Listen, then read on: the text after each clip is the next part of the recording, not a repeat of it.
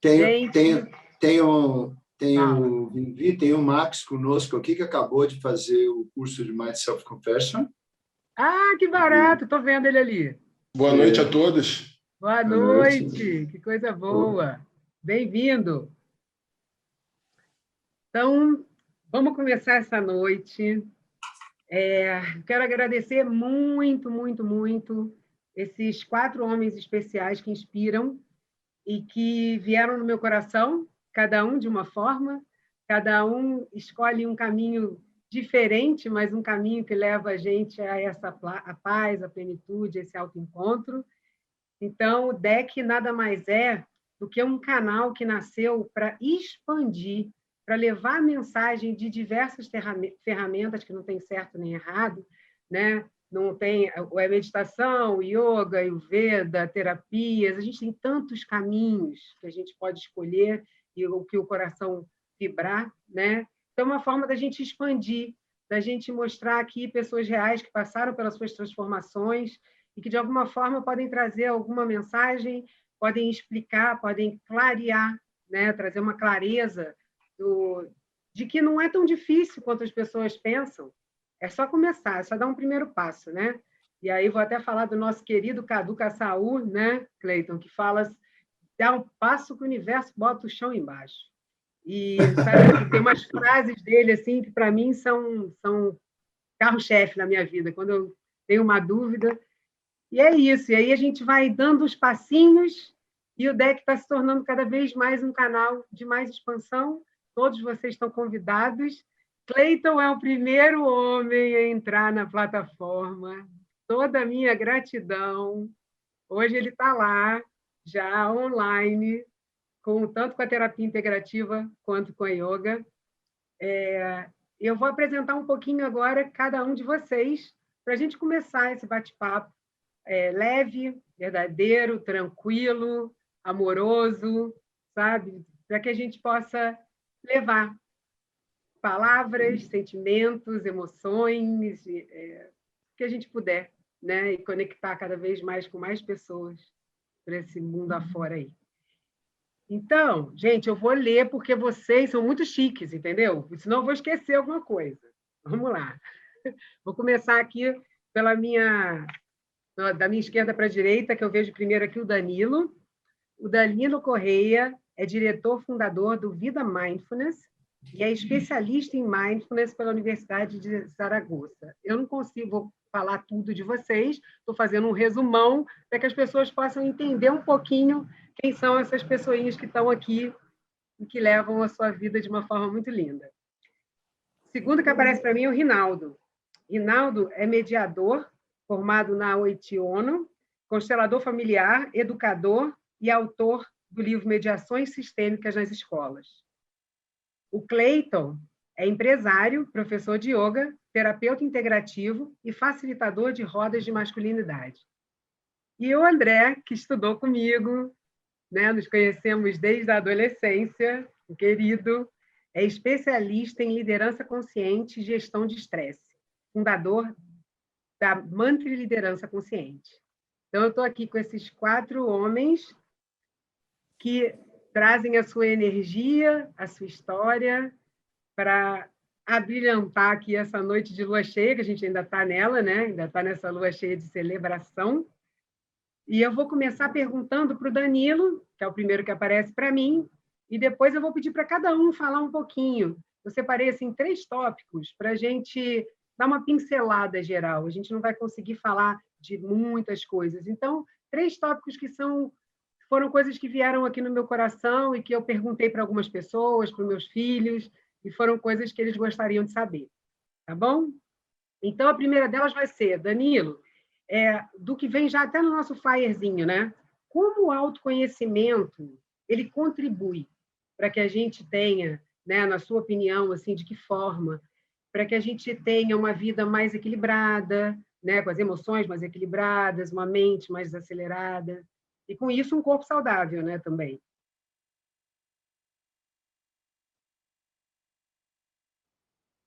Travou, Danilo? Vocês estão ouvindo o Danilo? Não, travou. Então, Rinaldo, fala você para mim, depois quando ele voltar, a internet estava ruim na casa dele.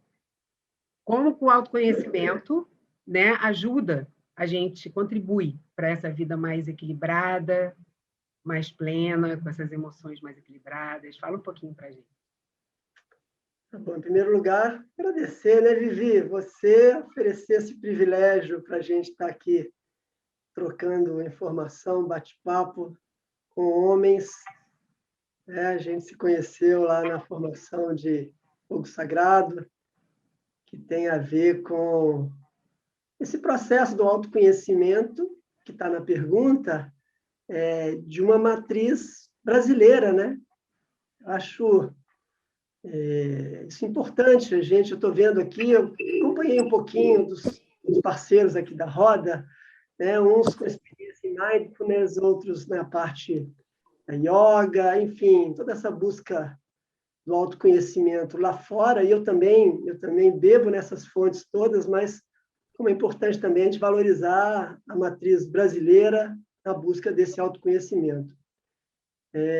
Eu vou falar do autoconhecimento, Vivi, um pouco desse lugar que eu também sou de mediador de conflitos, né? Porque quando a gente fala de vida equilibrada, de vida plena, que também foi uma chamada aí para a nossa conversa, de maneira geral, a gente pensa na gente se cuidar, na gente se centrar, na gente meditar, na gente buscar felicidade, né? Mas o desafio, e aí eu acho que o autoconhecimento é a ferramenta fundamental, é a gente se dar conta que a vida é feita do contrário disso tudo, muitas vezes. Eu acompanhei aqui na sexta passada um pedaço da conversa que você promoveu aqui, de 1 ano da plataforma, né? E aí, por exemplo, eu gosto de falar sempre a partir de casos concretos, né? Me chamou muita atenção uma das pessoas que você trouxe aqui, comentando assim, puxa, em certo momento da minha vida, minha mãe morreu de uma forma trágica, eu estava esperando uma criança e, enfim, ela não conseguiu sobreviver. E quando a gente olha na vida de todos nós, o desafio é muito mais a gente aprender a lidar com esses conflitos, com essas tragédias, muitas vezes, que estão na vida da gente, do que qualquer outra coisa, né? E aí o autoconhecimento eu acho que é fundamental, porque, em primeiro lugar, é a gente muitas vezes, por mais difícil que seja, a gente ter uma postura assim de uma certa concordância com o que a vida nos oferece. É a gente viver o luto, viver a tristeza, viver todos os sentimentos, a raiva, todos eles são bem-vindos, né? São sentimentos que a gente faz parte do nosso processo de autoconhecimento também, a gente se conectar com esses sentimentos e olhar para eles, e vivê-los, experimentar e deixar que eles ocupem um lugar na vida da gente, viver um pouco, então, esses sentimentos que não são tão equilibrados assim, mas que dentro desse processo de autoconhecimento, eu acho que são fundamentais para que a gente possa, de alguma forma, absorver isso, viver o que tem que ser vivido, integrar isso, e aí sim, dar um passo adiante em busca dessa vida equilibrada. E é claro que a referência para tudo isso é o corpo da gente. Então, quais as condições que eu tenho de reagir a uma tragédia na minha vida, se eu sou uma pessoa que está sempre correndo por causa do meu trabalho, ou se eu sou uma pessoa que faz mindfulness, por exemplo, que tem uma prática de meditação.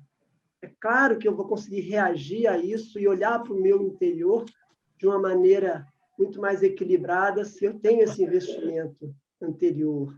Se eu faço yoga, se eu tenho esse hábito de cuidar do meu corpo, é claro que eu tenho muito mais condição de reagir para voltar de novo para um ponto de equilíbrio, mesmo nas diversas situações onde a vida nos coloca o desequilíbrio como o próximo passo.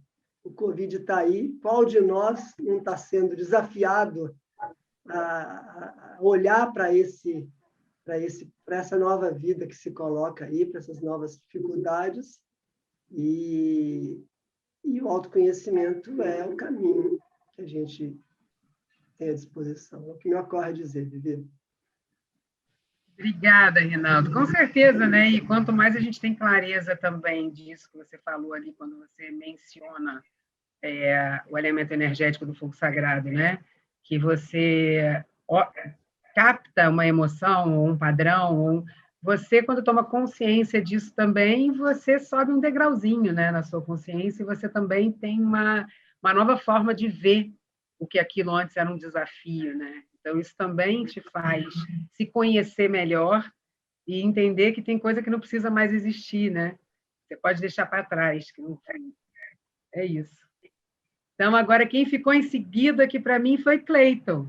Fala um pouquinho para a gente sobre como, para você, o autoconhecimento te ajuda, ou você vê que isso ajuda as pessoas, de uma forma geral, a ter um equilíbrio, ter uma vida mais plena. Boa noite a todos. Boa noite. Para ter um eco aqui para mim. Enfim, muito prazer, sou Cleiton Zeca. Muito bom estar com todos vocês aqui. Agradecer a Vivi imensamente por esse convite, que já está duradouro, já tem tempo já, e finalmente chegou o dia de estar aqui. E, bom, como ela falou, eu trabalho com terapia, trabalho com masculinidade, facilitador de masculinidade, encontro de homens, curando da toxicidade, machismo, o trânsito das emoções, por nós homens, principalmente, que não acessamos isso durante a nossa criação, na sociedade que a gente vive, e também sou professor de yoga. Complementando, aonde eu comecei, dentro da minha história, no autoconhecimento, foi através das viagens. Eu também sou mochileiro, nômade, eu já viajo o mundo tem mais de 10 anos, mas como sem casa nenhuma, tem mais de 4.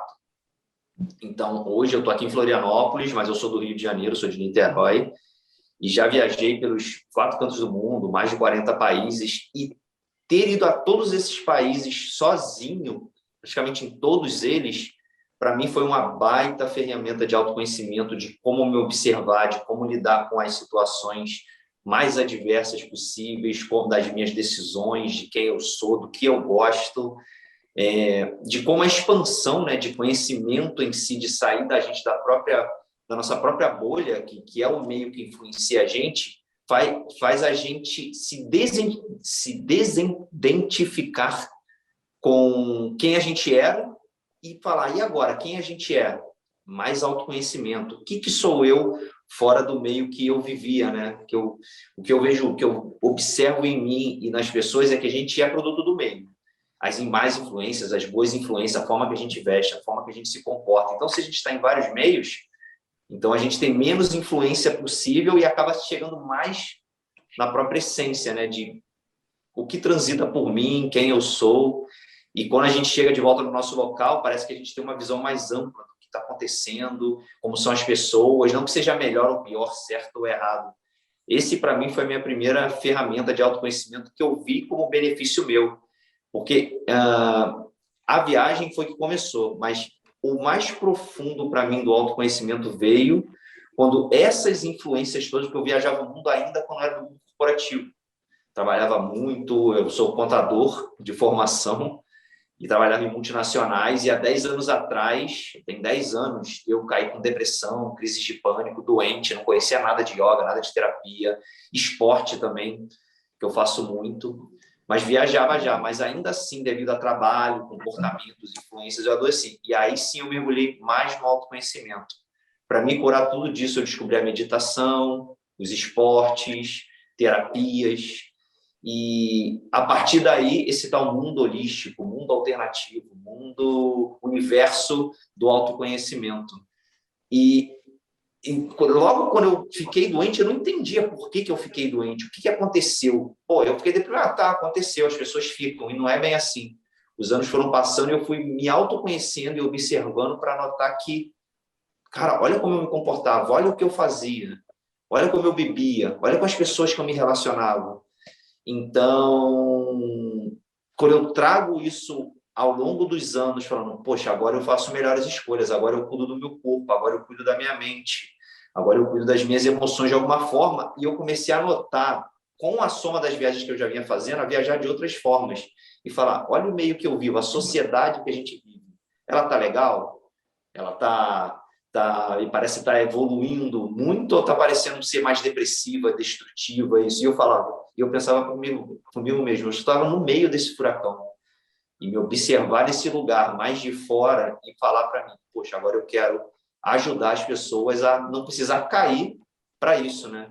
Falar, olha, é um caminho de rato, tá tudo muito louco, tem que haver a produção, mas tem que haver o acolhimento. Eu trato isso muito nas rodas de masculino também, de como a energia masculina é muito exacerbada na sociedade e tem menos o acolhimento do feminino, né? Que é o equilíbrio do yin e yang, isso é um assunto também que leva muito pano para manga. Então, o autoconhecimento, para mim, veio desses lugares, através das viagens, da minha queda de saúde mesmo como pessoa e a ascensão mudando de profissão, de um estilo de vida e tudo mais, e através muito, hoje, principalmente do yoga, que é como cada asana, cada movimento, como o corpo, a respiração é o instrumento da mente equilibrada,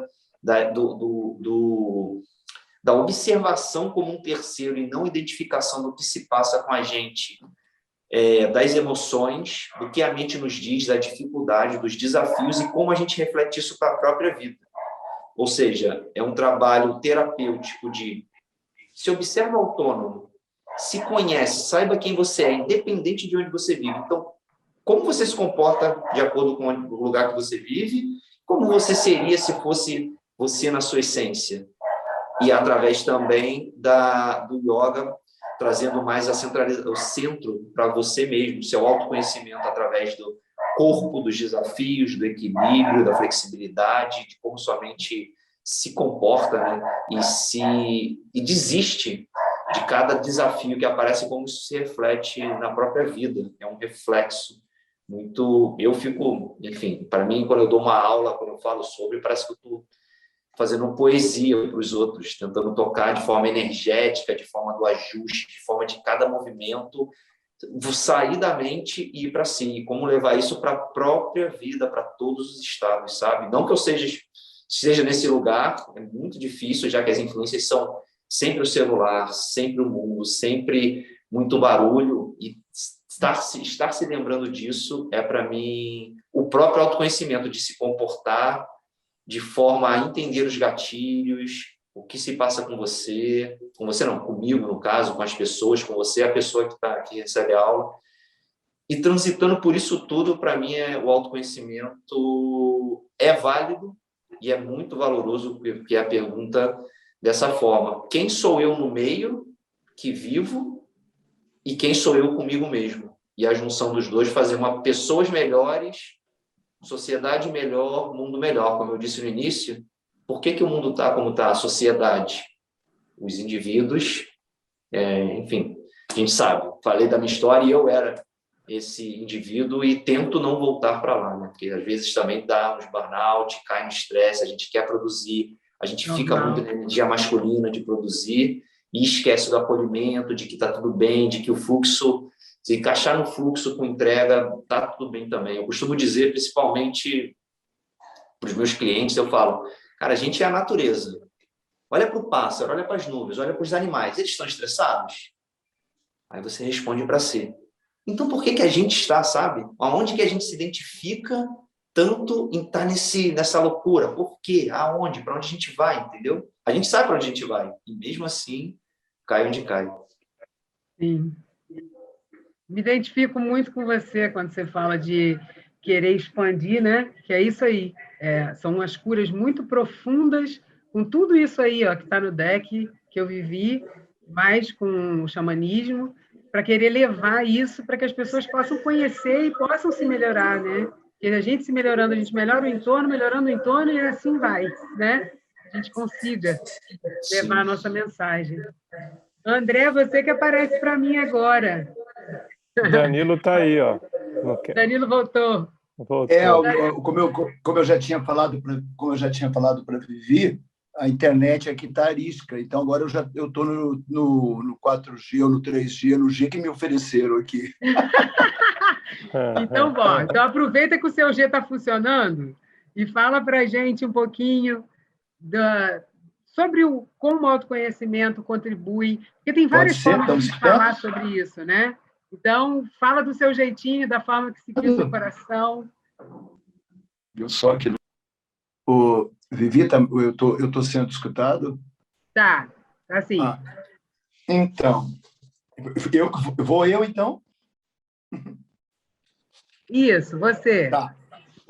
Então, eu vou pegar um gancho lá onde o Reinaldo estava falando dos desafios da vida moderna, do Covid, e vou trazer uma pegada de mindfulness e do que é despertar a cada dia e despertar a nível de autoconhecimento é bem diferente de acordar, né?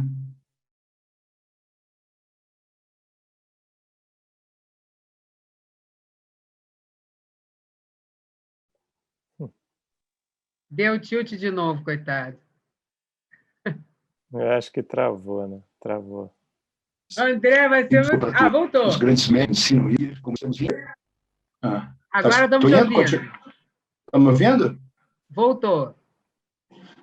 É porque eu estou no 3G. Se você, qualquer coisinha, você me aborda e passa para outra pessoa, tá? Pode deixar, fica tranquilo. Eu não sei aonde eu morri. Eu estava citando o Thich Nhat Hanh, que agradece todo dia ao acordar, que tem 24 horas de um novo dia para poder viver plenamente.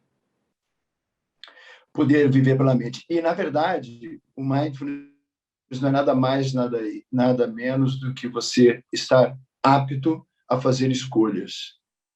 A capacidade de reconhecer o que está presente a cada momento. E aí o que a fala do Reinaldo me trouxe é uma frase que não importa o que acontece, vem a resiliência, a coragem, a paciência. Por incrível que pareça, um dos componentes da resiliência é a paciência. E nesse caminho de autoconhecimento, eu acho que nenhum de nós precisamente sabe onde nós começamos. Talvez quando nascemos, ou talvez em outras vidas, né? E por que estamos aqui agora? A gente tem uma intenção, a gente tem uma motivação, mas o nosso caminhar, o nosso jeito de andar, ele vem de longa data, né? E eu estava lembrando também, quando você falou do feminino e do masculino, de apaziguar o feminino, ou então acolher o feminino, e aí poder também acolher o masculino. E eu lembrei muito do Paulo Murilo Rosas, quando a gente estava fazendo a formação da Kshina Tantra Yoga com ele, que, na verdade, nada mais, nada menos do que a gente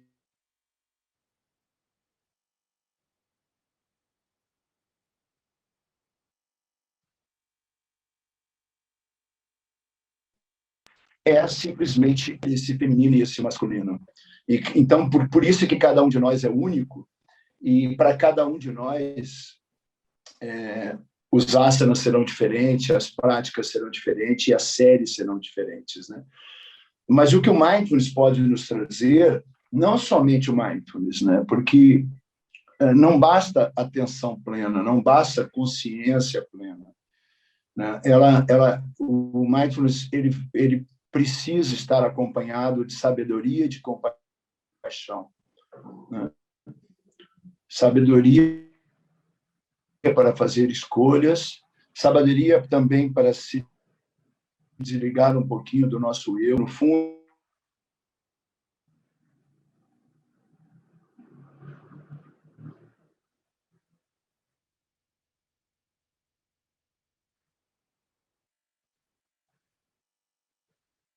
Caiu. Agora eu acho que caiu. Elas vão se complementando a todas essas outras práticas que vocês estão trazendo aqui. Ou seja, nada isolado, nem mesmo a nossa alimentação isolada, nem mesmo a nossa percepção da maneira que nós vemos o mundo. Se nós vemos o mundo de uma maneira positiva, se nós vemos o mundo de uma maneira que a gente seja agradecido por cada dia, nós vamos ver o mundo de um jeito. Se a gente ver o mundo de uma maneira mais pessimista, nós vamos ver o mundo de outra maneira. Quais são as nossas intenções? Quais são as nossas aspirações? E a nossa consciência, tanto a consciência individual quanto a nossa consciência coletiva. Não nos basta também sermos conscientes. Nós temos que ser conscientes também para o outro. Saber que se eu estou avançando um sinal aqui, porque não tem nenhum carro na frente, não tem nada, talvez tenha uma pessoa lá, 3 sinais, idosa atravessando a rua. Né? Saber como nós vamos cuidar do nosso lixo, saber como é que nós vamos cuidar das nossas relações, dos nossos afetos, das nossas emoções. Então, o processo, eu vejo o autoconhecimento como uma grande receita no qual nós vamos colocar um pouquinho de equanimidade, no qual, não importa o que aconteça, a gente vai saber que na vida nós temos momentos desagradáveis e desagradáveis, e como todos nós sabemos, todos queremos ser felizes, né? Então eu vejo de uma maneira sempre muito positiva, eu acho sempre que o mundo está melhorando, só que a nossa lente ficou mais aguçada e nós também estamos querendo correr um pouquinho, e é preciso para que mais pessoas sábias possam acolher outras pessoas. Então, dessa maneira, eu vivi, meus queridos colegas e pessoas que estão aqui presentes, é que eu vejo o caminho do autoconhecimento como um passo e um despertar a cada dia. Cada dia acordar, agradecer e falar, opa, tem muita coisa para fazer hoje. E hoje eu tenho a oportunidade de me tornar um ser melhor. Acho que é isso. Não sei se eu consegui ser bem escutado. Que lindo! Falou, deu sim, cortou algumas vezes, mas deu para a gente entender tudo, sim, e é isso mesmo. Também sou uma eterna esperançosa e acredito muito nessa humanidade. Acho que a gente está num caminho de muita transformação, Danilo. Obrigada aí pelas suas palavras. André, meu querido, fala agora você um pouquinho para a gente. Primeiro, eu quero te agradecer esse convite de estar aqui com você, né? Desde que a gente se reencontrou aí, a gente vem tentando te ajudar também, colaborar, né? Colaborar com o seu projeto e não consegui ainda, então fiquei muito feliz com esse convite de poder estar aqui compartilhando com você e com quem está aqui. Eu que agradeço.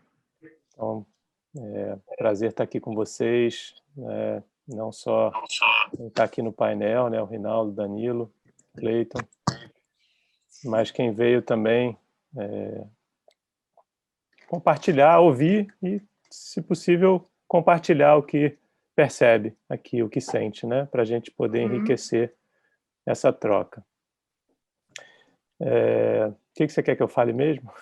Eu quero que você fale um pouquinho de como, para você, o autoconhecimento ele ajuda a gente a ter uma vida mais plena, uma vida mais tranquila, uma vida mais presente. Opa, deu um eco aí, parou, né? Deu, foi o do Danilo, ele desligou ali. Vocês me ouvem bem? Ok. Sim. Beleza. Como o autoconhecimento faz a gente viver com mais presença, né? Mais paz, né? Acho que tem uma pergunta que a gente tem que fazer quando a gente fala de autoconhecimento, se fazer, né? O que a gente vai conhecer, né, nesse autoconhecimento? Quem é esse auto que está sendo conhecido, né? E acho que a gente vai entrando em camadas quando a gente faz essa pergunta, né? E o autoconhecimento, ele pode ser, falando dessas camadas, ele pode ser direcionado para o aspecto físico da pessoa, né? Isso acontece quando a gente é criança e a gente se torna, quando a gente é menos do que criança, talvez, né? A gente vai se conhecendo quem é o meu corpo, quem sou eu. Olha, eu pareço com meu pai, com a minha mãe. né?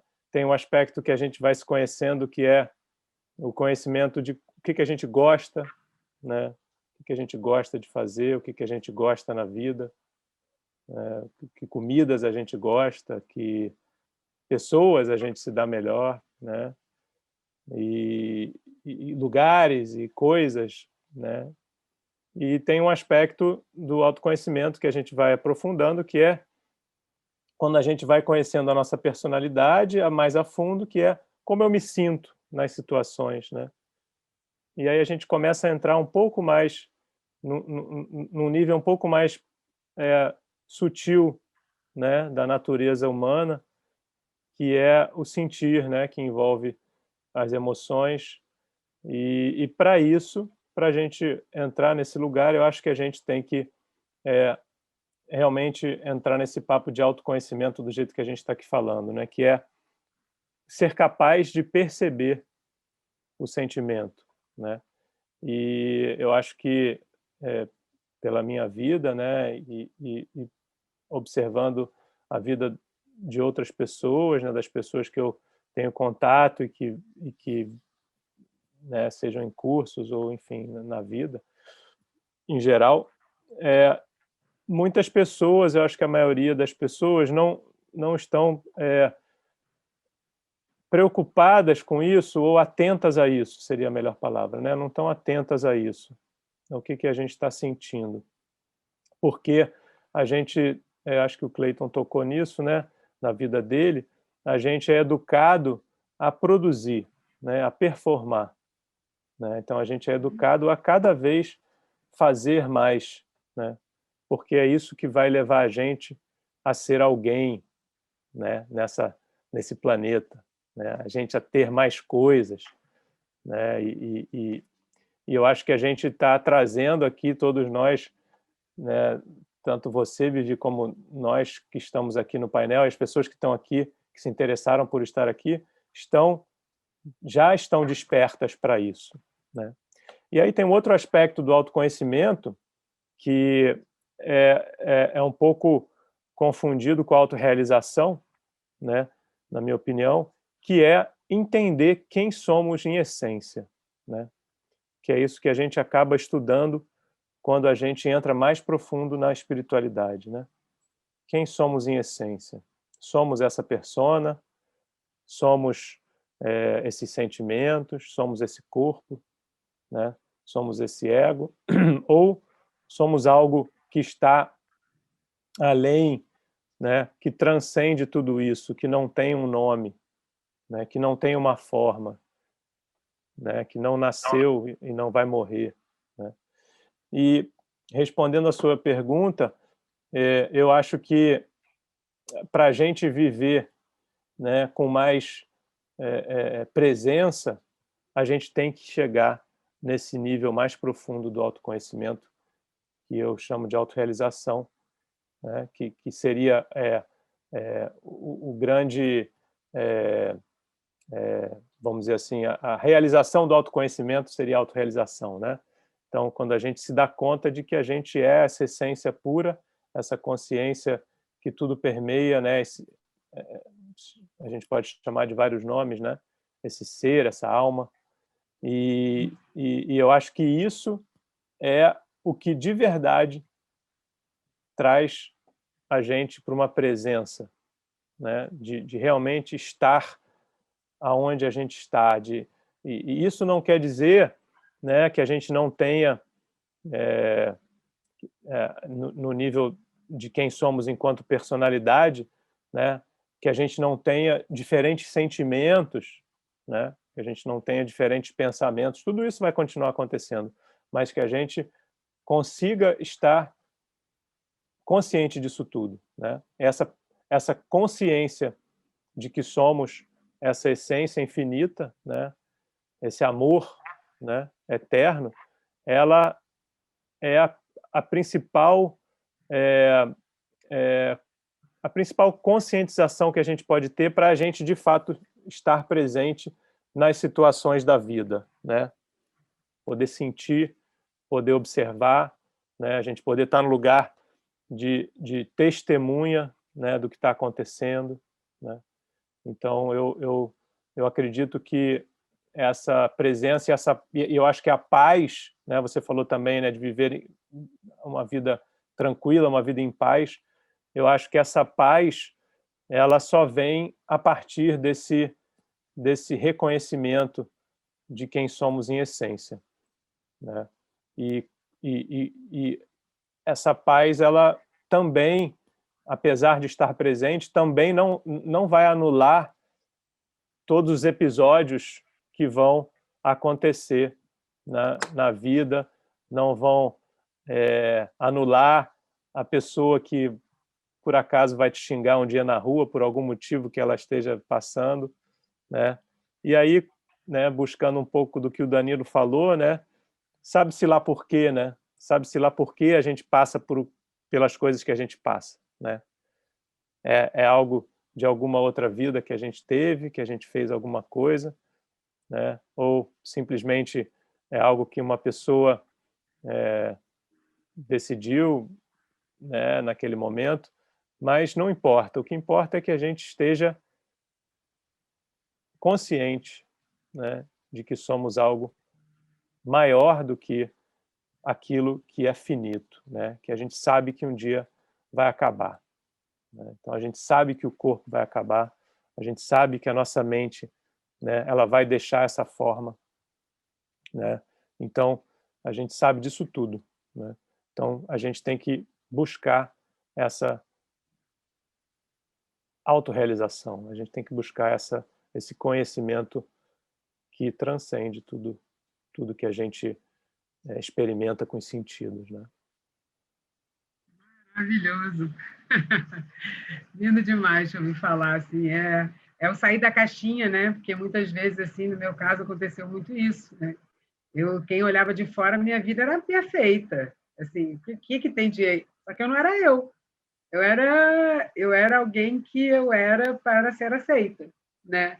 Então, quando a gente muda isso e a gente consegue ser aquilo que a gente de verdade tudo é mais natural, né? Então, por mais que tenha os desafios, essa paz existe, né? Por mais que você precise evoluir sempre, porque a gente está aqui para evoluir, né? Então, a gente vai ter os desafios, a gente vai ter milhões de coisas para olhar, a gente vai sentir dor também, né? A gente é humano. E é de que forma a gente passa por isso e continua bem, de uma certa forma. Entendendo que é livramento, entendendo que está tudo certo, entendendo que depois de um dia nublado veio o sol brilha lá para caramba, num dia maravilhoso, que você tem uma nova chance, é isso, né? Muito lindo. Exato. Vocês que estão aí, todos de câmerazinha fechada, se quiserem fazer uma pergunta, podem abrir as câmerazinhas, tá? O número 1, André Aleca. Estudou com a gente, o Andrews, que é minha irmãzinha, minha professora de yoga. Eu, Cleiton, ela dá yoga da terra. Vamos ter que marcar alguma coisa juntos aí. Cadê a número 1? Abre a câmera. Cadê a número 1? Abre a câmera, ela vai abrir já já. Ela assiste jantando, ela assiste, entendeu? Então, daqui a pouquinho ela aparece. Tá certo. Mas tudo bem também. Tá ótimo. Maravilhosa. Bia também. Estou vendo ela ali, daqui a pouco eu cutuco ela. Vou passar, então, para o segundo tema, que é um pouquinho... Alguns já falaram um pouco, uma pinceladazinha assim, mas é de um momento assim específico que a gente lembra, que às vezes a gente estava vivendo de uma forma que você vê, cara, não é o que eu quero, sabe? Ou o universo vai lá e tira da sua vida, igual tirou da minha vida, uma empresa que eu estava 5 anos maravilhosa, mas que não era nada, que eu não sairia nunca se não tivesse fechado, sabe? Acontece uma coisa assim na nossa vida e é aquela chave, aquele momento da vida que você desperta para seguir esse caminho do coração. Você entende, sabe? E como é que foi esse processo, assim, de aceitar e de começar essa transformação, sabe? Que momento que teve uma chavinha que virou na vida de vocês? Então, eu vou começar agora pelo Cleiton, que foi o segundo da outra vez, que está aqui do meu ladinho. Fala um pouquinho para a gente sobre isso.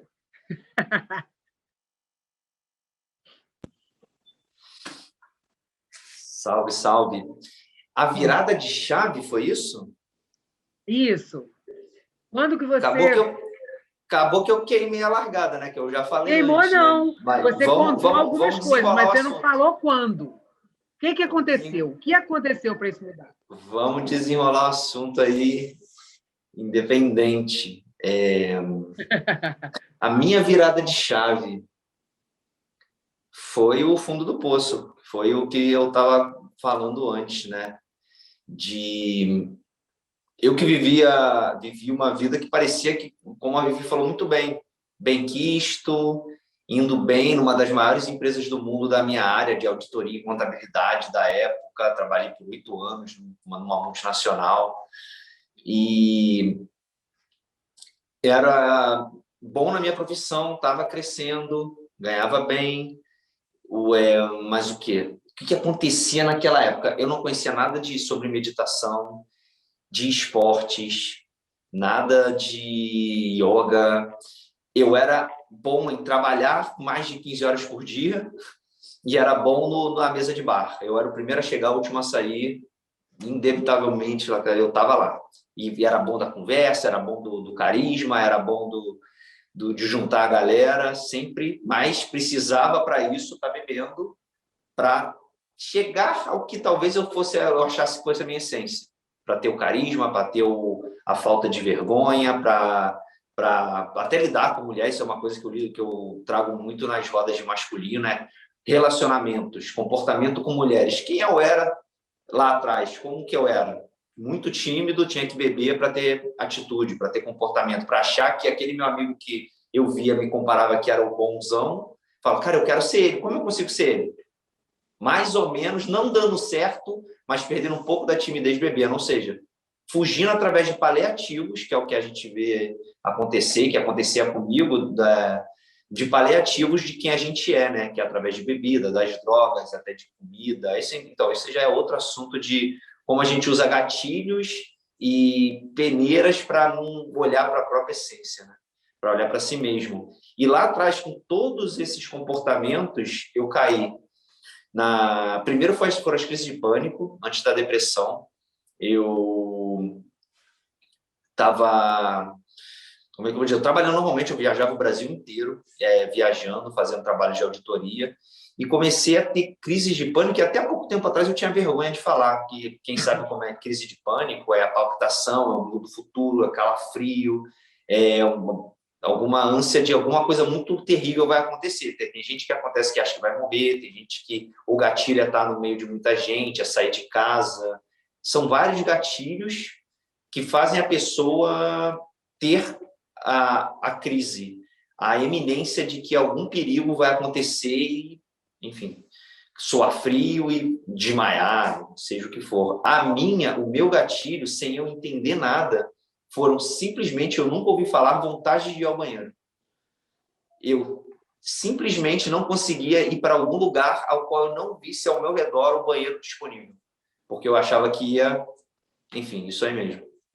Número 1, número 2, eu tinha crises de pânico por simplesmente andar e falar, caralho, não tem... E suava fria, parecia que ia vir, sabe? Parecia que ia ser tudo nas calças mesmo.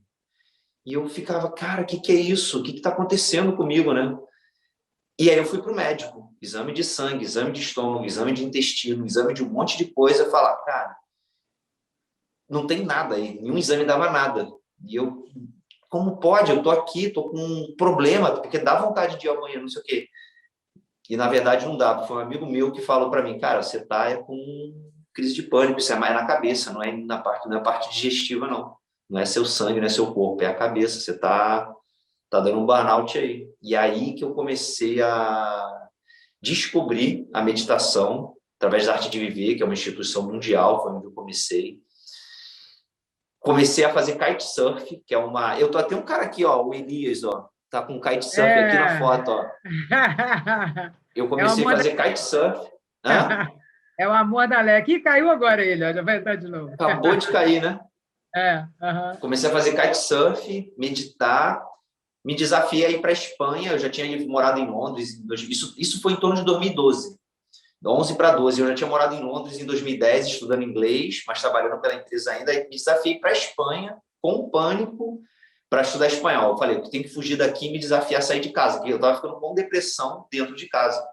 Eu era o tipo de pânico que eu ia amarrar o tênis e meu corpo parecia que sabia que eu ia sair de casa, ia sair da zona de conforto.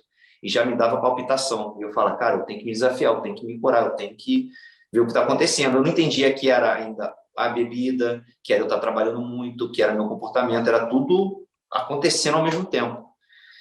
E quando eu fui para a meditação, fui ouvindo palavras de sabedoria, equilíbrio da mente, reconhecimento do que passa por você, outros relatos de pessoas que estavam no mesmo lugar ou passaram pelo mesmo lugar, é que eu fui cada vez mais me cuidando, cada vez mais meditando. Depois eu larguei o kitesurf, fui fazer triatlo.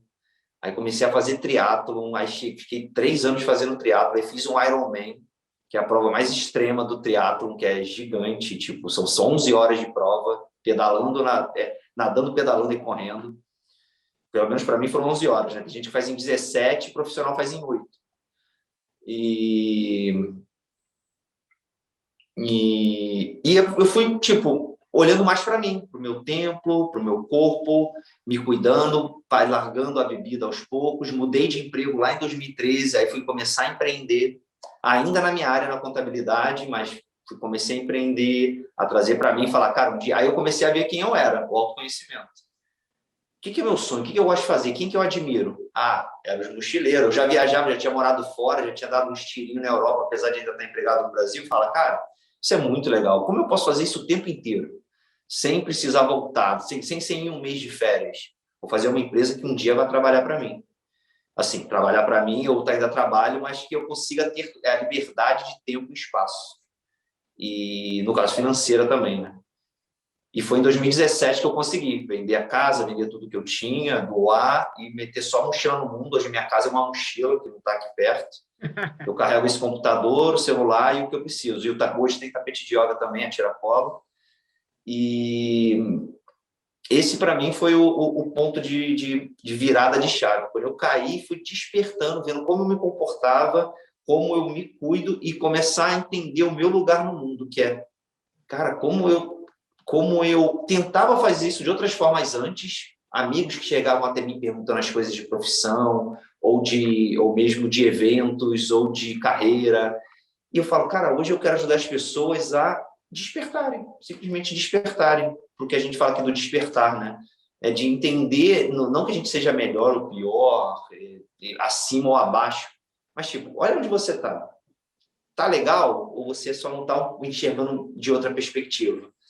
Sabe? A pessoa, às vezes, não vê que as influências do sistema faz a gente se colocar no lugar que a gente nem enxerga que existe outra vida, que existem outras possibilidades, que existe o se cuidar, dar mais importância para si. A partir do momento que eu fiquei doente, a coisa mais importante da minha vida é a minha saúde. Porque, às vezes, até acima, eu não sei, nunca transitei por esse assunto, às vezes, mais acima da família, eu não sei. Porque sem saúde eu não consigo dar a mão para minha família, eu não consigo receber a mão da minha família, eu não consigo trabalhar. É que vê que eu dou a minha saúde pela minha família. Aí já não sei quem está acima ou abaixo. Mas eu não consigo transitar por eles sem estar bem comigo, e nem por ninguém. E aí, trazendo essa perspectiva hoje do que passei, do que eu venho estudando, várias vivências, cursos e formações holísticas, viajado em muitos lugares, lidado com diversas culturas, abrindo referências, repertórios do que é certo e errado de um meio e fazer as pessoas entenderem que isso não são elas, aquelas crenças que se identificam, além do yoga, além do conhecimento do corpo, é a forma que eu hoje trago para ajudar as pessoas. Ainda tenho a empresa de contabilidade e ainda venho fazendo mais isso em paralelo. Mas meu despertar veio daí, veio da queda, de entender, balançar, cair mais algumas vezes e passar por diversos passos aí para estar onde eu estou agora, né? Que nunca vai ter a felicidade plena, mas a paz de estar, como a gente estava falando antes, de se autoconhecer e saber quem a gente é, vai trazer a bem-aventurança em cada passo de viver o que a gente quer e vai achando novas armadilhas. Porque quando a gente pensa que está tudo bem, vem um novo relacionamento, vem uma nova situação, vem um novo evento que faz, caraca, ainda existe essa sombra, porra, toma, cai. Olha aí, você não vê essa parte aí ainda, você não tá, não, falta muito ainda para iluminar. É muito real isso. Muito obrigada, Cleiton, sim, por toda essa história, né? E Sim, tantas obrigado a pessoas você. às vezes passam e tem o que você falou, vergonha de falar sobre. É o não ter vergonha, né? Porque todos nós estamos aqui para isso, né? Para evoluir. Quando a gente fala, né? Quando a gente se vulnerabiliza, na verdade a gente toca o coração de várias pessoas que não tinham coragem também de falar e que passam a ter, né? Sim, Então, obrigada por você contar aí um pouquinho dessa sim. história que eu amei, que eu acho que você precisa escrever um livro ainda, né? A Sobre gente trocou essa ideia lá a primeira vez, quando você me conheceu, quando a gente se conversou a primeira vez, ficou mais de 1 hora conversando, sei lá, acho que eu falei com você, foi muito mais tempo, foi muito mais riqueza de detalhes, a gente ficou 1 hora conversando e foi bem tocante aquele primeiro papo. A gente ainda vai fazer um vídeo desse para a Xamanflix, que aí é contar a sua história, e nós vamos fazer isso. Vamos em breve. Tamo junto. Vamos. André, meu querido, agora é você. Vamos Senão lá. eu estou pegando logo você aqui na minha frente. Fala um pouquinho quando é que foi essa viradazinha de chave, né? Para esse despertar para o caminho que você escolhe hoje, um caminho tão lindo, um propósito tão lindo. Eu tive 2 momentos assim diferentes, né? O primeiro momento foi em 91, quando eu comecei a praticar meditação, né? Eu não tinha uma intenção, né, consciente de aprender a meditar, mas eu tinha amigos que tinham aprendido meditação transcendental e um deles, né, repetia assim que era importante, poxa, vocês têm que fazer meditação, e isso eu tinha 17 para 18 anos ainda e os meus interesses eram outros, né? Assim, não estava nem pensando nisso, né? E eu gostava muito de fumar maconha, né? E aí aquilo ali para mim era, porra, a minha paz, né? E aí eu percebi que eu estava, né, todo dia, né, e só pensava naquilo, né, não podia ir dormir sem fazer. Aí eu falei, pô, aí eu me vi assim indo em lugares naquele dia só para fumar, e aí eu comecei a perceber, falei, pô, não tá legal isso, né? Pô, fazer uma coisa que eu não quero fazer ir na casa de alguém que eu não tô afim de ir só para isso, e aí aquilo eu percebi que eu estava um pouco triste com isso, né? E não busquei, né, nada específico. Eu lembro que minha mãe tinha um livro da Louise Hay, não sei se alguém aqui já ouviu falar na Louise Hay, e eu dei uma lida naquilo, foi uma inspiração assim, né, legal. Mas também passou, continuei a vida e esse amigo, eventualmente um outro amigo do grupo falou, não, vamos lá então. Eu falei, tá bom, vamos lá. Então eu tive essa, vamos dizer, essa sorte aí. Eu acho que hoje eu entendo que eu tive esse mérito, né, mesmo que não buscando, de aprender, de ser iniciado numa técnica de meditação que traz bem, que resgata um ensinamento muito antigo, né, da tradição védica e até anterior, né, a tântrica também. E isso começou ali eu comecei a ver a vida de uma outra maneira, né? Eu percebi que a felicidade estava dentro de mim e não no que eu estava fazendo para ter felicidade, né? E que a meditação estava me dando aquilo, né, cada vez mais com a prática diária, né? Então eu realmente percebi isso logo no início e me dediquei diariamente à prática de meditação, né? Comecei a participar de retiros, fiz um curso teórico sobre inteligência criativa com esse mestre da meditação transcendental, que é o Maharishi Mahesh Yogi, que eu considero meu mestre. E aí eu, por acaso ou não, né, eu tive vontade de estudar fora e descobri uma universidade nos Estados Unidos que era dessa linha, né, da meditação transcendental. E era uma universidade como outra qualquer. E essa universidade, ela tinha um curso de administração de empresas, né, gestão, e eu estudava jornalismo aqui no Rio e queria muito ir para lá, né? Mas eu queria mesmo ir para lá por causa da espiritualidade, né? Eu falei, eu vou para esse lugar com 2.000 pessoas meditando juntas todo dia, é agora que eu vou me iluminar, vou para lá.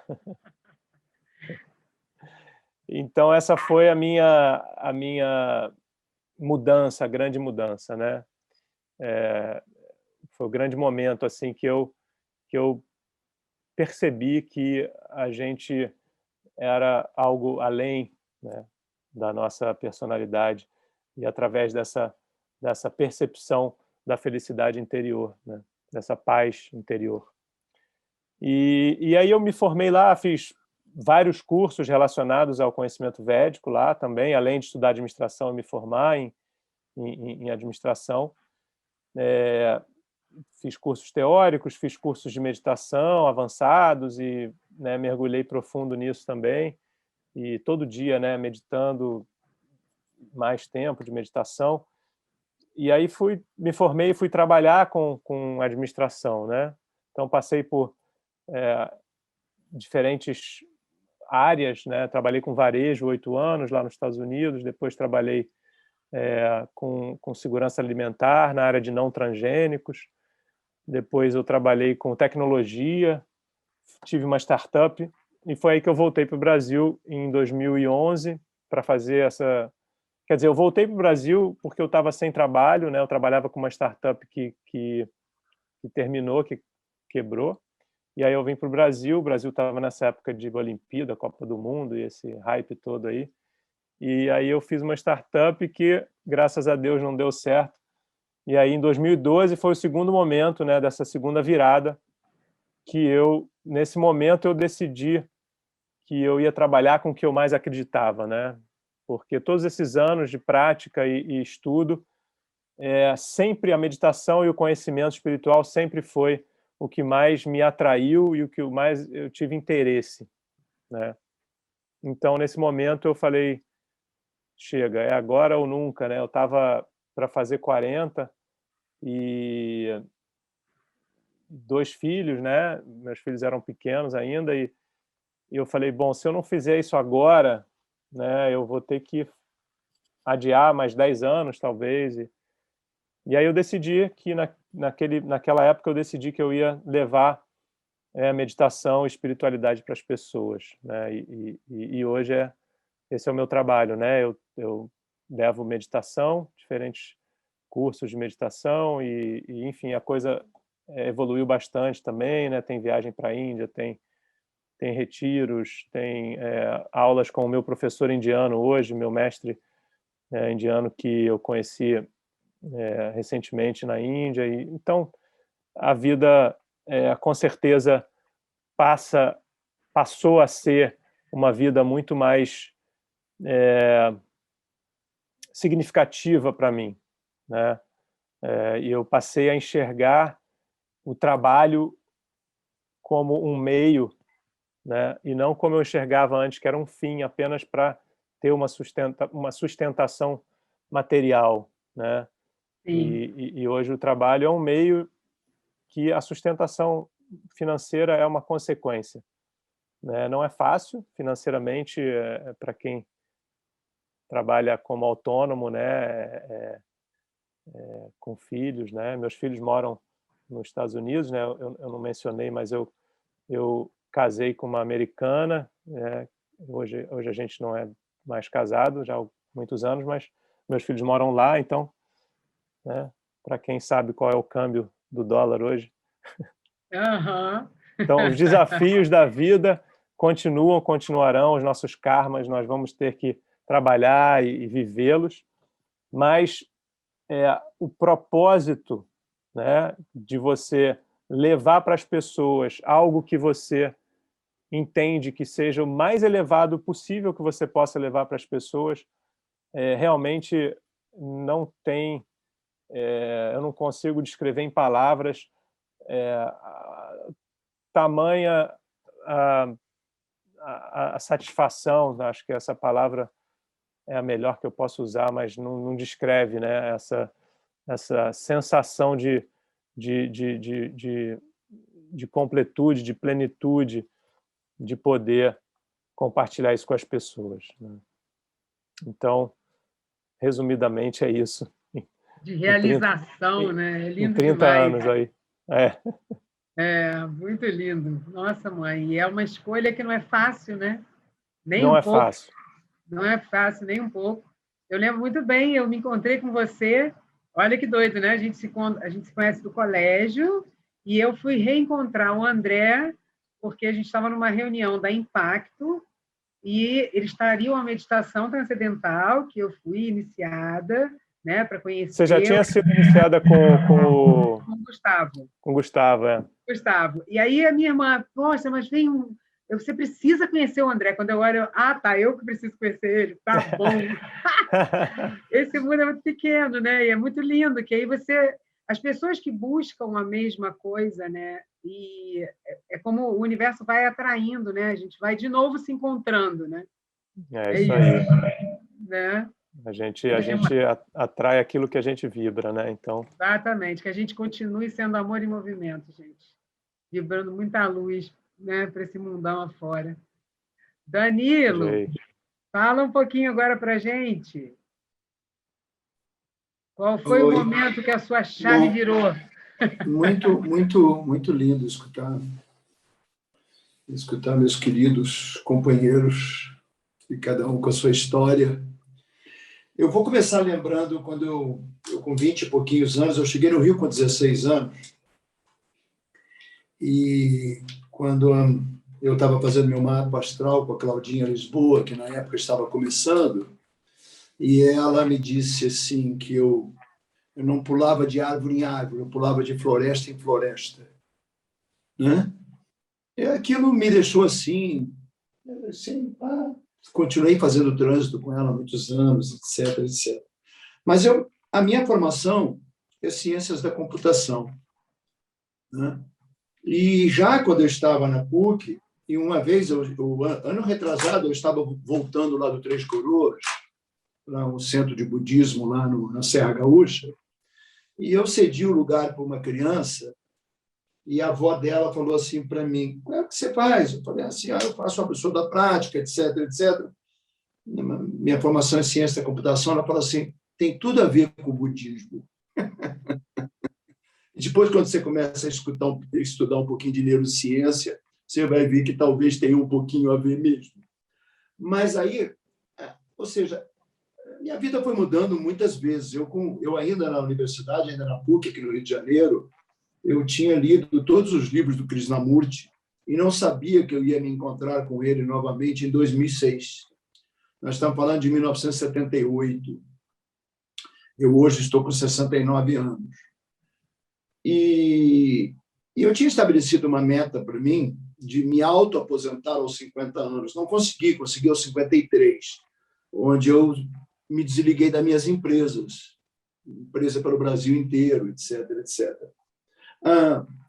Mas a espiritualidade, além das terapias, eu fiz bioenergética há 12 anos, né? E fui para a Amazônia, fiquei 2 para 3 anos, fiquei na Amazônia, tomei o Daime, fiz muitos trabalhos, muitas coisas.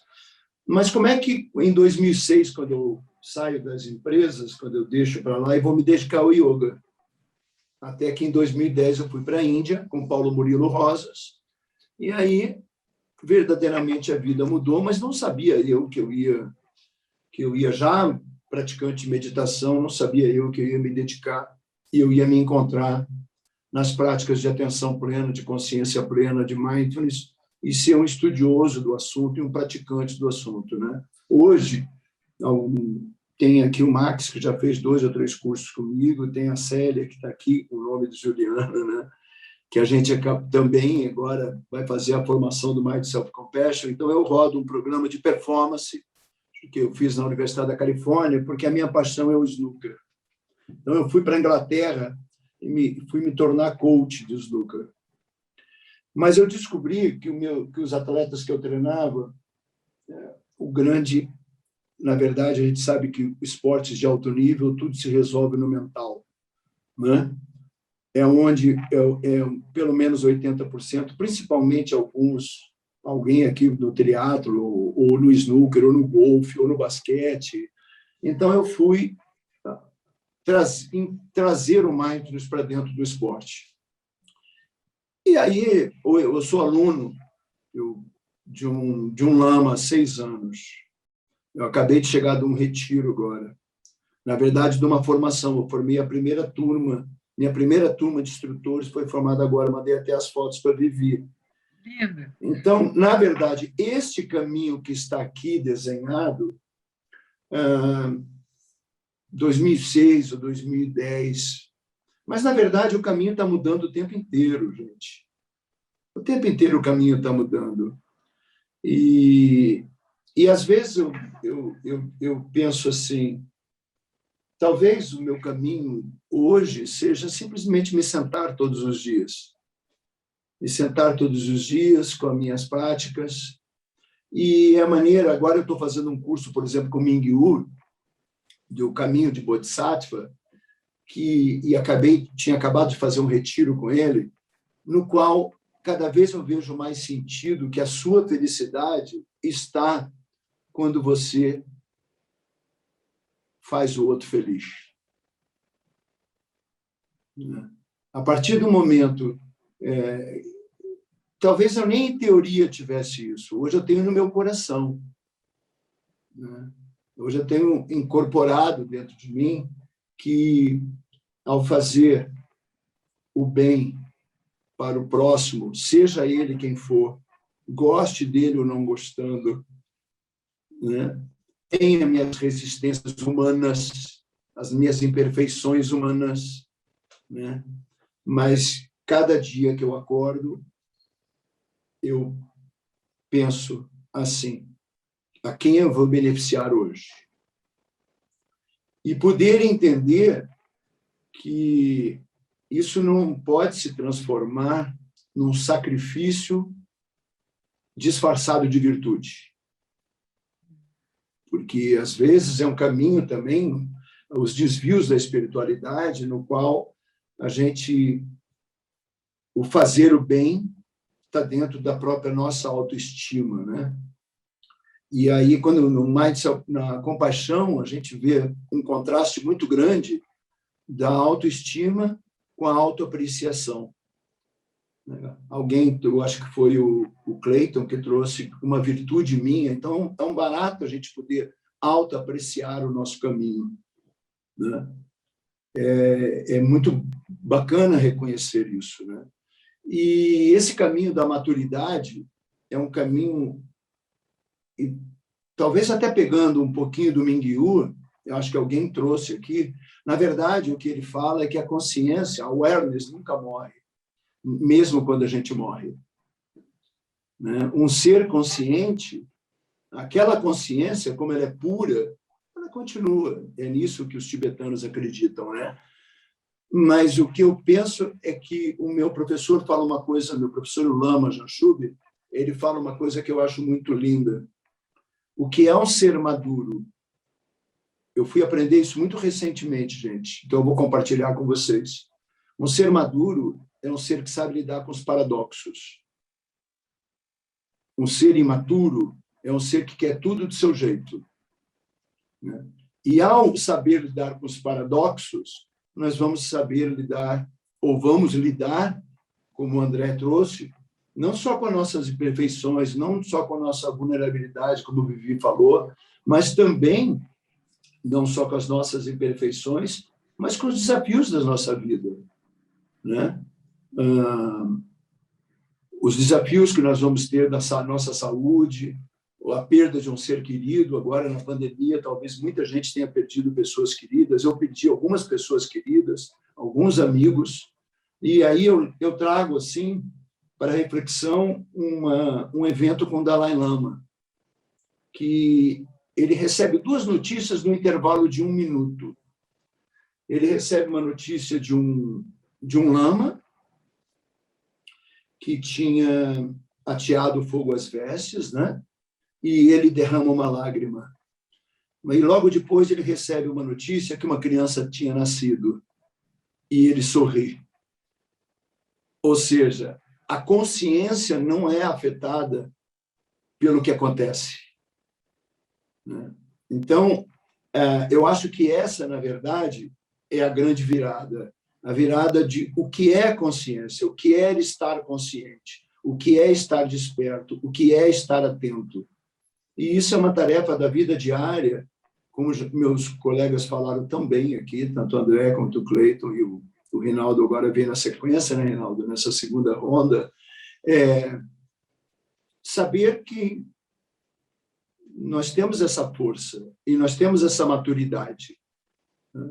O que quer que aconteça, eu estou aqui.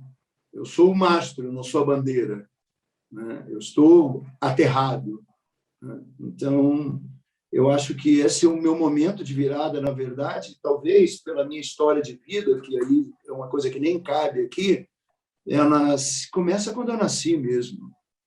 Eu não tive pai, e parei de estudar 7 anos da minha vida, mas, enfim, então as viradas foram em vários momentos. Agora, esta virada, e aí também a neurociência me ajudou ao me informar, e aí é muito lindo isso, que o meu cérebro, que agora tem 69 anos, se é que ele tem isso, ele continua pronto e apto a continuar aprendendo. Então, é isso que eu gostaria de compartilhar com vocês. Muito obrigado. Que lindo, que lindo. Muito obrigada. O Juliano está escrevendo aqui, ó, que ele vai ter que sair. Muito obrigada, Juliano. Ele botou assim: gente querida, amei de paixão estar com vocês e ouvir as histórias de cada um e a construção de sentido do caminho percorrido. Vivi muitos momentos. Bom demais. Obrigada pela verdade, pela coragem da exposição, que nos ajuda a nos reconhecer como seres humanos. Gratidão. Viu, Célia, mãe do Juliano, é a Célia. O Juliano fez agora, o Juliano, filho da Célia, fez agora a formação de instrutores, fechou o módulo 2 com o Lama Janshub lá em Botucatu. Então, temos mais um instrutor de mindfulness para fazer o bem para as pessoas. Ah, coisa boa! Dá um beijo nele aí para a gente, Célia. Obrigada, tá? Tchau, Célia. Eu vou pedir agora o Rinaldo, e vai ficar gravado, viu, Célia, se você quiser depois ouvir, viu? Vou pedir para o Rinaldo agora falar um pouquinho, então, agradecendo muito o Danilo por essa fala linda, por essa... O Danilo me passa uma calma, assim, sabe?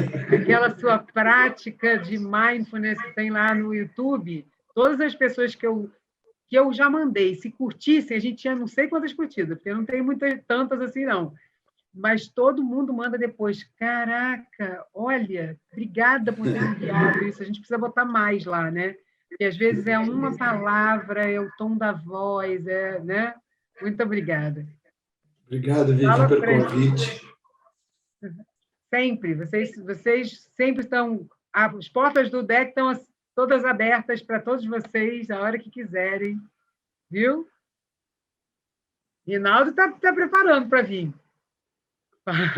Né, Rinaldo? Fala um pouquinho aí para a gente, Rinaldo. Quando foi esse momento da virada? Tudo tem hora certa, né, Vivi? Está chegando a hora certa.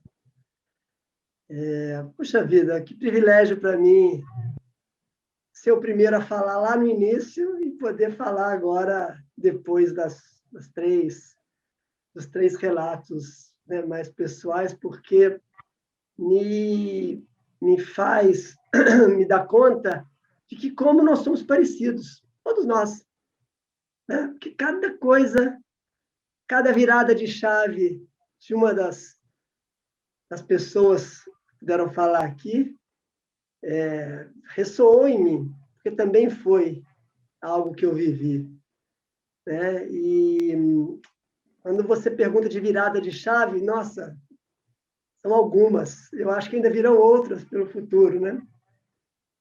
Mas se eu conseguir imaginar o que está presente em todas elas, eu diria que é a angústia. Eu vou aproveitar e fazer uma propaganda aqui. Eu e o Marco, que está nos assistindo lá de Portugal, a gente tem, a cada 2 meses, a gente faz uma live, e a próxima vai ser em agosto, e a minha sugestão para ele foi que o tema fosse angústia e seus efeitos. Porque a angústia, ela tem o poder de movimentar a gente, né? A gente, às vezes, não quer olhar para ela, não quer encarar ela nos olhos, mas é ela que nos faz, muitas vezes, sair de uma situação de conforto para se julgar num lugar que a gente não sabe nem o que é, mas que, como foi falado pela Vivi, eu acho, o chão aparece de baixo quando a gente dá um passo diante do abismo, né? Como se algo acontecesse diante da incerteza. E contando um pouco da história, né, já que os colegas falaram desse lugar, dessa linha da vida, né, Vivi, que lá no xamanismo a gente tem o Jor Allen de Vaz, que é o guardião que faz a condução para a linha da vida. Eu me formei, eu sou economista e fui orador de turma na UFMG ainda, onde eu estudava. Rapidamente, ainda na faculdade de economia, fui ser trainee da C&A Modas, um cargo bonito, executivo, terno e gravata, ia para São Paulo uma semana por mês. Um garoto, né? Cheirando a coeiro ainda. Depois de ser, eu ficava numa loja lá em Belo Horizonte que tinha uma gerente, eu como gerente trainee, 100 funcionários subordinados a nós. Imagina um menino de 17 anos supervisionando pessoas que estão há 20 anos dentro da empresa, né? Me sentia, mas depois de uns 5, 6 meses, a angústia veio. Falei, gente, não é isso que eu quero da minha vida. Aí continuei participando de outras seleções, virei trainee do Citibank. Aí vim para morar no Rio, como trainee do Citibank. A parte financeira é o que eu gosto. Fiquei aqui alguns anos, algumas promoções, né? Lá pelas tantas. Eu lembro, acho que foi o Cleiton que falou a coisa de ir no banheiro, né? A angústia. Em um certo momento, eu ia para o refeitório do banco e me dava uma travada no estômago, uma angústia tão grande que eu não conseguia comer. E aí começam as nossas semelhanças, né? Nesse processo, eu procurei meditação transcendental, professor Kleber, há muitos anos atrás. E até hoje eu faço meditação transcendental. Se tivesse que pensar um curso que eu tenha investido, que teve uma repercussão na minha vida, é a meditação transcendental, que até hoje eu medito diariamente. Fiz durante muitos anos, mas nessa época em particular, terapias corporais. Danilo falou da bioenergética, eu fiz terapia haitiana. Foi na terapia haitiana que eu me dei conta de que eu tinha que sair do banco. Mas como sair do banco? Era o sonho de consumo do papai, da mamãe, de todos os meus amigos, né? Eu não tinha nem com quem dividir isso, que eu vou falar. Eu era gerente do Citibank, todo mundo queria, porque era uma crise no Brasil, como as várias que a gente passa, né? Mas ali, na terapia, eu me dei conta que eu tinha que sair. Eu me lembro que eu saí de férias para 1 mês e eu fiquei 1 ano viajando. Eu já tinha comprado a passagem de 1 ano, e aí eu me remeto ao Cleiton, que falou da viagem, né? Desse lugar que a gente, muitas vezes, quando viaja sozinho, a gente teme a solidão e, muitas vezes, o encontro com a gente mesmo passa pela solitude, esse lugar que a gente precisa de olhar para as próprias sombras, sim, né? Precisa se afastar dos amigos, da família, dos valores, e eu fui nessa viagem com meu dinheiro, dos anos de banco, vendi meu carro, falei para os meus pais, olha, eu preciso de um tempo que eu preciso ficar sozinho. Eu fui para a França, arrumei um trabalho lá, tomando conta de criança, e fiquei lá. Na época, né, foi 1 ano de viagem, de mochila nas costas, que me movimentou no sentido que, quando eu voltei, depois de 1 ano, a angústia voltou, porque eu falei assim, puxa, tive o melhor ano da minha vida, mas a minha vida não é isso, a minha vida é no Brasil. Eu gosto do Brasil, eu não tenho vontade de morar em outro canto nenhum. E trabalhei na Grécia em projetos de tartaruga marinha, trabalhei na Itália em colheita de batata, mas, para mim, depois de alguns meses, quase 1 ano, eu falei, não, é no Brasil. Aí voltei para o Brasil, já tinha me desligado do banco, né? Fui assinar minha rescisão, porque nem minha rescisão eu tinha assinado na época, eu tinha saído de férias e não tinha voltado. Né? Então, o sindicato não quis fazer minha homologação, porque eu não estava presente, eu fiquei lá, sem rescisão. E aí voltei e falei, vou trabalhar com o que eu gosto, vou ser produtor cultural. Saí do banco, curiosamente o banco me convidou para voltar para lá depois de 1 ano, longe, mas eu falei, não, vou fazer o que eu gosto. E trabalhei vários anos como produtor cultural. E aí veio a angústia. Por quê? Porque eu falei assim, bom, eu adoro o que eu faço, mas eu não consigo ser remunerado por isso, eu não consigo ser... Eu gosto de viajar, eu gosto de ter um padrão de vida, e aí eu me dei conta lá pelas tantas que eu troquei 6 por meia dúzia, porque antes eu tinha realização financeira e não tinha profissional. Depois eu passei a ter realização profissional e não tinha financeira. E aí falei, bom, vou voltar a procurar trabalho no mercado financeiro. Maior crise no Brasil, sem mercado financeiro, comecei a estudar para concurso, porque eu sempre gostei de estudar, e acabei passando por um concurso público. Até hoje eu sou servidor do Ministério do Trabalho, e é muito curioso, porque na época era algo que, assim, eu não vou querer fazer ser servidor público, mas é algo que vai viabilizar a realização do meu sonho. Então, eu vou ser produtor cultural, paralelo com o servidor público. Mas, no serviço público, logo de cara, eu passei num concurso e entrei na área de mediação de conflitos, que é uma área que poucas pessoas da minha carreira escolhem. E logo depois tem um treinamento, onde Vivi falou, na Organização Internacional do Trabalho, que é um órgão da ONU que cuida do trabalho, e eles queriam que alguém recém-concursado fosse, junto com outras pessoas mais antigas, para ser multiplicador, e lá fui eu.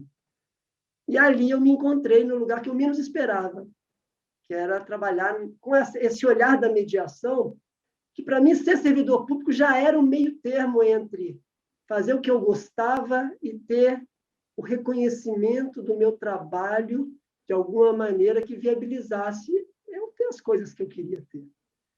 Então, na verdade, a minha ida para o serviço público já foi um caminho do meio. E é muito curioso, porque a partir desse curso, eu fui fazer o curso com um compromisso de ser multiplicador aqui no Brasil, dei esse curso em vários estados no Brasil. A OIT ficou sabendo disso, aí começou a me convidar para fazer cursos em outros países. Eu adoro o budismo também, eu fui para o Nepal, olha que coisa, assim, fui para a Índia para ser perito das Nações Unidas para ensinar mediação. E mais do que ensinar mediação, porque mediação é uma coisa que todo mundo sabe, né? Qualquer brasileiro, qualquer pessoa, ser humano, nasce, você está mediando. Mas é falar um pouco de como o Brasil, né, esse país nosso, cheio de contradições, ele é muito hábil na forma de adaptar as coisas e conseguir conciliar os extremos para que as coisas acontecessem. Né? Então, assim, a virada de chave para mim, Vivi, quando você pergunta, é sempre angústia. E é uma angústia que vai me conduzindo até hoje. Recentemente, já dando um pulo para mais recente, eu estava num evento lá em Brasília, da constelação familiar, que é aquele senhorzinho alemão que muitos conhecem, né? O Heringer estava ainda vivo. E eu falei, eu tinha feito algumas constelações, eu vou lá para conhecer ele pessoalmente.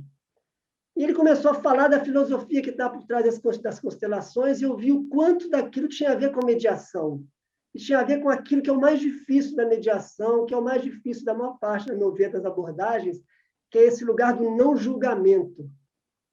É o lugar da gente se dar conta, se deparar com aquela tragédia, com aquele cara que não só nos desacata na rua, mas aquela doença, aquela pessoa que nos maltrata, e olhar que aquilo ali pode estar a serviço de algo da minha realidade.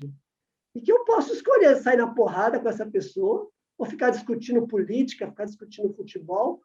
Eu não aceito que essa pessoa tenha o direito de fazer aquilo, desde que ela não me ataque.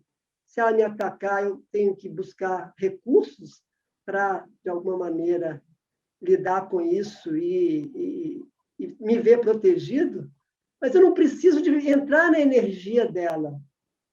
E posso, então, fazer esse caminho do mediador, que é de dar um passo atrás, respirar fundo e olhar para os conflitos do cotidiano, que tem tudo a ver com a meditação transcendental, tem tudo a ver com as terapias corporais da gente, perceber no corpo da gente aquele mal-estar que eu tenho no meu estômago, o que aquilo está me dizendo?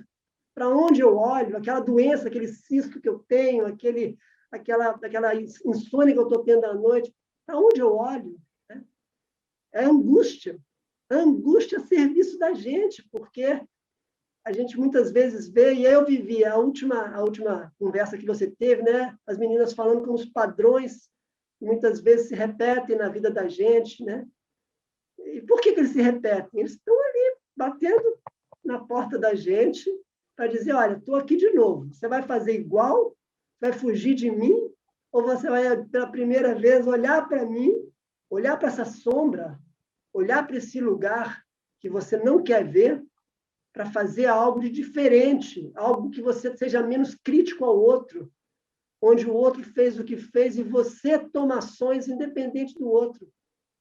E aí eu comecei a fazer a formação com o Hellinger, você sabe, Vivi, que virei constelador, a gente, 4 anos e meio depois da formação, a gente se formou agora, esse ano, e para mim a última chave de descoberta se deu, outras virão, eu tenho certeza, mas talvez a chave que para mim é o que me fez entrar no curso de formação de constelador para aplicar aquilo na mediação e depois me deu vontade de virar um constelador, que não era um projeto inicial, mas é isso que eu acho que o Danilo falou também, que é o que alimenta a nossa alma, é a gente estar sempre, é maravilhoso o Danilo falar isso aos 69 anos, de servir ao outro, né? De você fazer algo que você não faz pelo dinheiro. É claro que o dinheiro é importante, o dinheiro é o que vai te dizer se aquilo que você está fazendo, de fato, tem um valor, porque se você faz, é lindo, mas ninguém paga para você fazer aquilo, talvez você esteja fazendo aquilo faltando alguma coisa. Né? Mas fechando aqui, o que é a última chave que eu aprendi nessa abordagem filosófica das constelações é olhar para aquele lugar que é onde, na maior parte das pessoas, está a nossa sombra mais complicada. Tá? O nosso conflito mais difícil de ser encarado. E aonde é esse conflito? É com papai e com mamãe. É muitas vezes naquele lugar que a gente viveu uma situação que a gente nem tem consciência dela. Um trauma lá da infância, daquele pai, como o Danilo falou, aquele pai que não existiu. Será que ele pode não ter vivido? Mas na constelação, e eu tenho esse trabalho nas escolas públicas do Rio, que eu falo com as crianças, e tem muitas crianças das escolas públicas do Rio que falam, quando eu falo para eles que tem um fio invisível que conecta o coração deles ao coração do pai e da mãe, não importa se o pai está na penitenciária, se a mãe já morreu, eu digo para eles, olha só, mas... eu não tenho pai. Olha, meu pai bate na minha mãe, eu não gosto dele. Eu quero te dizer o seguinte, todos nós temos um pai, temos uma mãe, ainda que a gente não conheça eles, a gente tem como se conectar através desse fio invisível, a essa força, para ressignificar aquela tristeza que a gente viveu lá na infância, às vezes com 1 ano, com 2 anos, com 3 anos, às vezes é aquela mãe que foi na padaria e me deixou sozinha em casa porque ela queria comprar pão fresquinho para mim, mas eu me senti abandonado naquele momento. E aquele evento foi de tal maneira traumático que, naquele momento, eu falei assim, eu não tenho mãe. Na hora que eu mais preciso, chorei ali sozinho em casa, sem me dar conta que ela estava indo na padaria para trazer um pão fresquinho para mim. Mas não importa, cada um de nós viveu aqui, se olhar na sua infância, né? Uma situação muito dolorosa, né? E como é importante a gente olhar para isso, em determinadas situações nem cabe um perdão, né? E não tem que perdoar, mas a gente olhar para aquela situação, e foi aquilo, o destino foi aquele, cada um de nós nos deu aquele destino para a gente aprender algo com aquilo, né? E a gente olhar para aquilo, dizer sim àquilo, se não perdoar, pelo menos agradecer pelo aquilo que foi possível, que é, eu sou filho de um pai e de uma mãe que teve um namoro, que eles se encontraram, e eu sou fruto disso, então eu sou o pai, eu sou a mãe. Então, a grande chave para mim, através desse olhar das constelações, é a gente se dar conta de que cada tragédia, cada conflito do cotidiano, cada situação abusiva que eventualmente eu possa ter vivido, cabe a mim olhar para isso e tentar ressignificar isso. E aí, no encontro de homens, eu não poderia deixar de falar que o grande desafio para nós homens é a gente olhar para o nosso pai. Como é difícil para a gente que é homem. Muitas vezes tem uma mãe que cuidou da gente, que muitas vezes até por amor não deixou a gente se aproximar daquele pai, que era um pai que bebia. Como é desafiador para cada um de nós se conectar com esse pai, que pode não estar vivo, pode estar em outra cidade, pode nunca ter visto comigo, e como isso é um lugar de força para cada um de nós. E hoje eu tenho um filho de 16 anos que está morando comigo, Vivi sabe, aqui no Rio, porque eles são separados, ele estava em Brasília, e tem conflitos enormes aqui em casa, porque eu fiz questão que ele viesse morar com o pai. Eu falo com a mãe dele desde que ele tem 12, 13 anos. Ó, filho homem é importante morar com o pai. Você pode não querer agora, mas eu vou estar aqui. E esse ano que passou, ela topou, e tem sido um grande aprendizado para mim, como pai, na prática, lidar com essas questões. Também uma questão de limite, a gente vê que pai é maior do que filho, pai manda, filho obedece, ainda que esteja errado, né? Mas a gente vem de uma cultura também, de uma geração de que tivemos pais autoritários, então agora eu vou ser um pai que vou ser brother dos meus filhos e tal, e às vezes eles precisam de um limite, e a gente vê como é difícil ser firme no limite para um filho de 14, 15, 16 anos, ou Vivi tem filhos, né? Mas as mulheres têm muitas vezes isso com as filhas mulheres. Mas, enfim, poderíamos falar, já falei muito, não queria falar mais, não. Gente, obrigado aí, Vivi, devolvo para você que se deixar. Eu que te agradeço, nossa, com todas essas palavras aí, todos esses ensinamentos. É isso, e filho é uma escola de vida. Eu tenho 2, né? E, na verdade, o pai não mora aqui, né? Então, assim, eu acabo sendo mãe, né? Necessariamente. Ele está sempre muito presente no telefone, sempre que ele pode, mas não morar na mesma cidade ou no mesmo país, né, André? Imagino para você como seja difícil, né? Então, é um desafio. É um desafio e que eu acho que a gente aprende a cada dia com eles e com esse desafio, né? O André, Cris, abre sua câmera. O Cris está falando aqui, ó, grande amigo, querido, que foi um dos responsáveis pelo meu interesse na meditação. Seguimos buscando. Legal. É o Cristiano Caldas. É o Kill. Grande Kill. Pô, que bom que você está aí. Não te vejo há um tempo. Bastante, né? Olha, meninos, agradecer assim demais por vocês estarem aqui. A gente tenta fazer um tempo menor, mas assim, eu diminuo as perguntas, gente. Cada vez eu vou tentando diminuir, mas assim, eu não quero cortar. Eu acho lindo a gente poder ter essa liberdade de continuar um raciocínio. Eu acho melhor a gente menos é mais, sabe? Menos palavras e mais coração, e mais verdade, e mais sentir, né? Então, assim, muito obrigada por cada história, muito obrigada por cada vida que está aqui, muito obrigada por todos que participaram. A ideia principal, a gente sabe que é difícil esse horário, às vezes, para as pessoas. Então, o estar gravado, para mim, é o que vibra o meu coração, é a gente poder depois mandar isso para tantas pessoas que assistem, né? E que voltam com muitas mensagens muito positivas e que dizem que muitas vezes uma palavrinha X tocou o coração e fez acordar para alguma coisa, despertar para alguma coisa, né? Dar cor à vida, exatamente o acordar. Né? Então, assim, eu vou ler para a gente só uma mensagem, como terapeuta do fogo sagrado, né? E muito conectada com o xamanismo, essa filosofia de vida que eu escolho para mim, né? O meu rapidinho, assim, a virada de chave mora, eu acho, que foram muitas. Eu sou uma buscadora desde que nasci, mas foi consagrando a ayahuasca.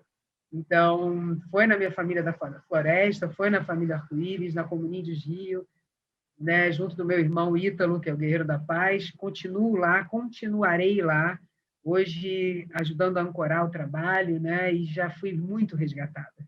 Então, assim, a gente tem diversas formas da gente se conectar, se abrir e seguir a nossa caminhada de uma forma mais leve. E os guardiões no fogo sagrado, a gente tem os 50 guardiões da dimensão de luz, da dimensão da consciência crística, que não tem nada a ver com religião. O fogo sagrado é a cura através do amor, a minha religião é o amor.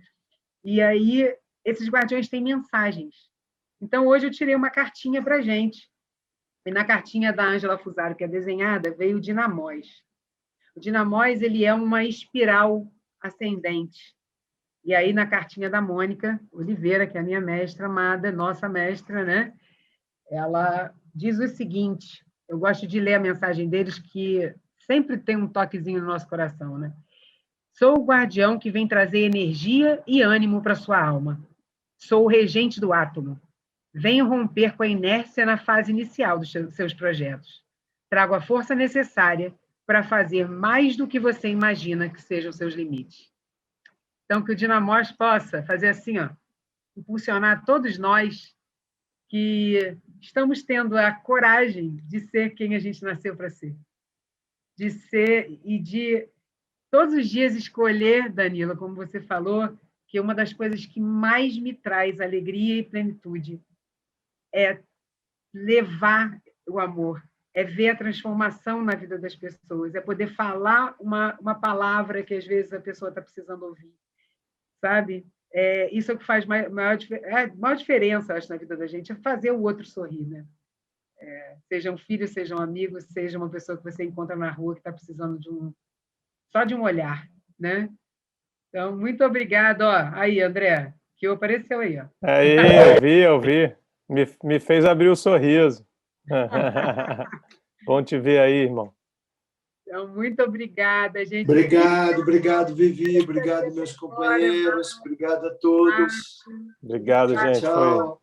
Obrigado pela troca. Realmente foi muito bom receber todo esse conhecimento de vocês, toda essa vivência de vocês. E é sempre muito bom. Sempre aprendo muito aqui nesse tipo de encontro. Vivi, é super grato pelo convite. Faremos junto. mais. Faremos muitas Obrigado. coisas. Estou te aguardando no deck. Viu? Obrigado, Vivi. Saudações. Obrigada. Sensacional, cada um. Vivi, obrigado. Boa noite. Também. Boa noite.